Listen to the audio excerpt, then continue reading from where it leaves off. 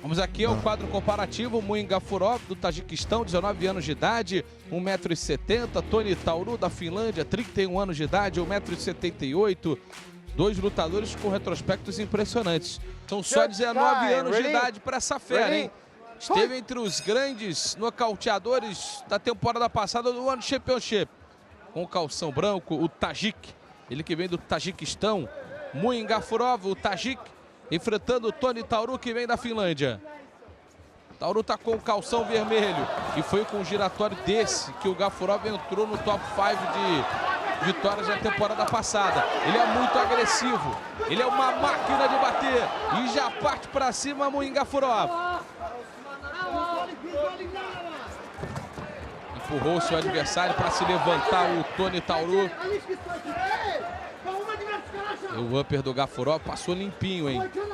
Chegou tocando o Gafurov. E com o chute também da linha de cintura. Ótimo overhand. Espetacular o golpe do Toni Tauru. Jogou o overhand e pegou na ponta do queixo.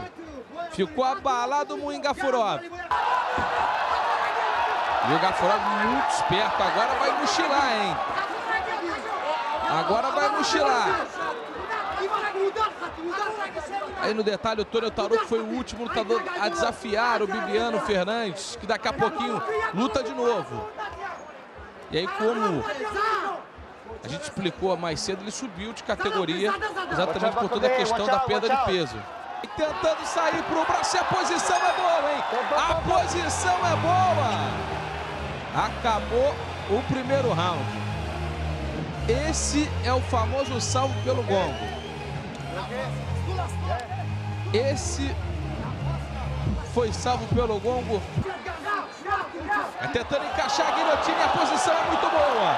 Muin Gafurov a um passo da vitória. Muin Gafurov está botando muita força nos braços, não está com a perna muito encaixada. Gafurov está próximo da vitória. Agora ele bota a pressão. A gente percebe a expressão de força que faz o Muin Gafurov. Pelo visto, o Toni Tauru vai sustentando e aguentou, né? Abriu bem o seu adversário e vem para maquinar. Vem para maquinar Muin Gafurov. Vem para maquinar Muin Gafurov. Se aproxima da vitória o Tajik. Vem com o punho esquerdo de forma ininterrupta. Vai castigando o seu adversário, o Tajik Muin Gafurov. Qualquer momento o juiz pode parar o combate, hein? É um castigo no terceiro e último round. Vai maquinando o seu adversário. Muin Gafurov vai vencer a luta. Muin Gafurov vencendo o combate no terceiro e último round. Nocauteando o seu adversário. E já tem a bandeira do Tajiquistão lá dentro. Muin Gafurov. Muin Gafurov! Muin Gafurov vencendo sua luta.